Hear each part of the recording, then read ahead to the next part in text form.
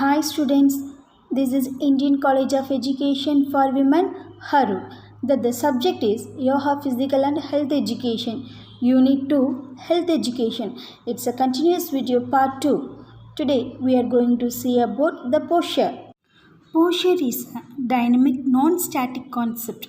Posture means courage or the manner of holding one's body. Then, good posture. Good posture means the balancing of body in accurate and proper manner while sitting, standing, reading and writing or during any other action of body. Dr. Avery told good posture is one in which the body is so balanced as to produce least fatigue. Then we want to see values of good posture. The values of good posture may be related to people's appearance, movement efficiency, and physical fitness. Appearance. Every individual wants to have a good appearance, particularly in the presence of opposite sex. Good appearance is prerequisite for creating a good impression on other people. This appearance depends upon the posture of the individual, which leaves the first impression upon the others. The appearance of the person mostly depends upon his posture. Second one is movement efficiency. Physical posture plays a vital role in the field of sports and games, which involves various types of movement like walking, running, jumping, and throwing. Depends upon the ability of movement. An athlete requires a variety of efficient movement. The apex mode can be achieved in the field of sports if movement of the sportsman are efficient and graceful. This balance and coordination depends upon physical posture. Without good posture, grace as well efficient of movement can't be attained. Third one is physical fitness. Posture is also very valuable for physical fitness. Physical fitness is essential to live a fruitful life. The balance, coordination, endurance, flexibility, etc. are the component of physical fitness which can be attained easily by an athlete having good posture. Then we already know hygienic value, spiritual value, and economical values are more important of good posture. Next one is important postural positions. Mainly there are four important postural positions we have. There are sitting posture, standing posture, walking posture, and lying posture. Here, sitting posture is divided in three different sitting positions like simple sitting, while reading, and while writing. First one is simple sitting. Simple sitting is nothing but a body well placed systematically on the pelvis, hips as far back in the chair as possible. Head, shoulders, and hips in a line with spinal column, erect within natural curves. Legs should rest vertically on the feet, thighs horizontal, both feet flat resting on the ground. Second one is while reading. If the book is held nearer, it may strain the eyes or result in short sight. Wrong sitting position can also cause contract chest, stretched muscles at the back, shallow respiration, and sometimes the abdominal muscles are also get congest. Sometimes children sit using the edge of the chair and putting body weight on the pelvis at the end of the spine. The posture causes yearly fatigue, shallow respiration, and poor digestion. Third one is while writing. For the best writing posture, the children must use chair and writing table or some improvised material can be converted as table and stool. Now for writing, the children should sit squarely on the seat, body erect and balanced, thighs horizontal, legs vertical, feet flat on the floor. The sit down under the table, height of the table should be adapted on the height of the children. It will be appreciated if the top surface of the table is with a slight slope. Then we would like to see standing posture. There are two styles of standing postures. One is standing for a short time and second one is standing for a long time. For short period standing, the best way to hold the body in the way in proper alignment of its parts. That is, the head is between the two shoulders, chin drawn in, the chest thrown forward with shoulders in level and back erect. with its natural curves and body weight are equally distributed over both the legs and feet. Feet are slightly apart in the parallel line. This position can't be maintained for a long period and both the legs get tired simultaneously. For long standing position, the best way to put one foot ahead of the other.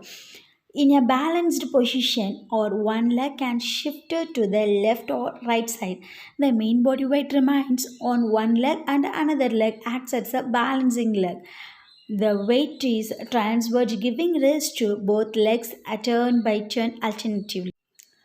Third one is walking posture. Good walking reflects the personality of the person. Very slow walks with uneven paces and dropped neck indicators some inferiority complex in the person. Similarly, walking with stiff neck, looking upward, chest out indicates some superiority complex. The best walking posture is that the foot in the action should be placed on the ground with the line of direction parallel to the line of movement. The toes should point forward. In walking, the heels should touch the ground first, and the weight of the body should turn the transfer to the toes and its disposition always to the outer part of the foot. Wrong walking can cause us yearly fatigue and the leg and foot muscles or pain in the legs and feet. Then the last one is lying posture. Very little study has been done on the lying posture. The child should sleep by taking a pillow for normal height, with legs and arms freely stretched out.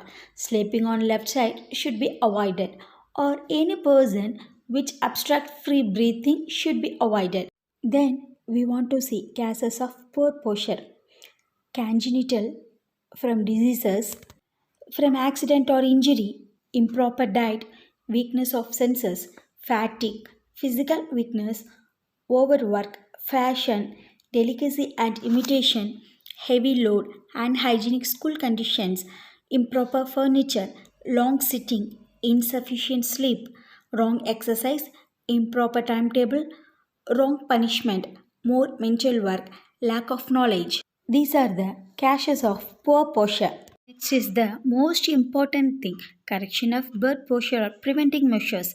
Providing knowledge of good posture. For congenital deformities, the student should be directed to go to the orthopedic hospitals only. Teacher himself should never try to correct such cases. Continuously, long sitting and long periods should be avoided. Short intervals of activity be introduced. Friend sheets be provided to the students who suffer from weakness of sense like short sights or hard of hearing. Teachers should not give wrong punishment or too much of punishment which is injurious of health. Then, common postural deformities. It is almost importance that various deformities are defected at the earlier age and proper steps taken at right time to prevent the deformities. Round shoulder. Round shoulder are the result of poor posture in work, fault furniture, and wrong habits of sitting and standing. It is associated with forward displacement of the shoulders. Second one is hollow back or lordosis. It is more several degree of round shoulder and an exaggerated forward curve in the lumbar region, producing a stoop in the upper part of the body, a prominent abdomen, and a slouching gait. Causes of lordosis may be an early symptom of tuberculosis of the spine and hip diseases or malnutrition with poor muscles. Third one is kyphosis or round upper back. It is the exaggeration of the normal dorsal backward curve of the spine, resulting slouching attitude, flat or depressed chest, rotating abdomen and dropped head. Then the cases of kyphosis or weak muscles, long illness, malnutrition, deficient ventilation, overcrowded places, and rapid growth, weak eyesight, wrong furniture, rickets are also cases of kyphosis. Fourth one is lateral curvature of the spine. This generally shows curvature to the left side. The spine forms a long curve.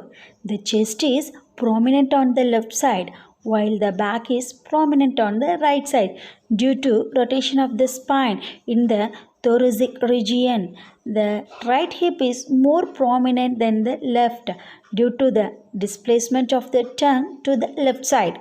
That the causes are it is due to carrying heavy load on one shoulder, unhealthy school conditions like inadequate lighting arrangement, unsuitable desk, partial deafness, or wrong standing postures are also its causes.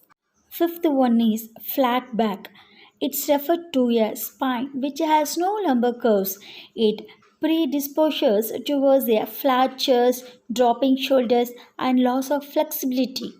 Sixth one is flat foot.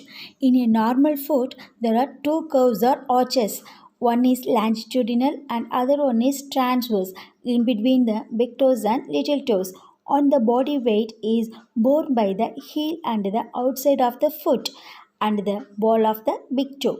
In flat foot, both the arches are missing. The foot muscles and ligaments supporting the bony arch become weak and the arch flattens down. Then the causes are putting on heavy shoes, long standing position without rest, jumping on harder surface also sometimes results in breaking or losing of the ligaments of the bony arch or injured and overweight may also be its causes. Seventh one is knock knee. In knock knee, when the child stands, the knee joined together and the feet are parallel. There is big gap between the angles, varying direct with the degree of deformity. That the causes are rickets, deficiency of vitamin C and calcium in the diet, prolonged standing, flat foot, obesity, heavy body weight, and some long illness can cause. Then the last one is how to preventing the postural defects. Physical activities it's more helpful in preventing postural defects. The useful progression in physical activities are perfection of body mechanics in lying position, sitting condition, standing position while walking and correct breathing. Then abdominal exercise, balance exercise, foot exercise, and the general activities such as running and jumping, games, or the physical activities, it's very helpful in preventing the postural defects.